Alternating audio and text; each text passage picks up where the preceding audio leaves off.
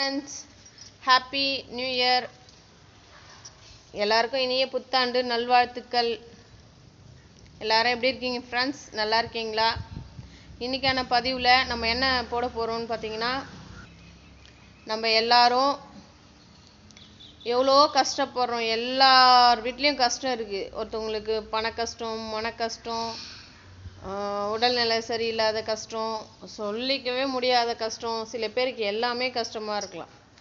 நம்ம தலையில் என்ன வேணால் எழுதி இருக்கட்டும், அசிங்கப்படணும், அவமானப்படணும், துக்கப்படணும், துயரப்படணும், என்ன வேணாலும் நம்ம தலையெழுத்து எழுதிட்டோம். முருகரை முழு மனசோட ஏற்றுக்கோங்க. நீதான் முருகா எல்லாத்தையும் பார்த்துக்கணும், எதுவாக இருந்தாலும் நீ பார்த்துக்கோன்னு சொல்லு. நம்ம தலையெழுத்தை மாற்றக்கூடிய ஒரே தெய்வம் முருகர் மட்டும்தான். நம்ம பேர் பல தோஷம் இருக்கலாம், நம்மளுக்குள்ள சில பேருக்கு நிறைய தோஷங்கள் இருக்கலாம். எல்லாருக்கும் எல்லா பிரச்சனையும் நிவர்த்தி ஆகணும்னா முருகர் பேர் சொல்லி அன்னதானம் பண்ணுங்க. உங்கள் வாழ்வில் நீங்கள் முன்னேற்றத்தை பார்ப்பீங்களே தவிர,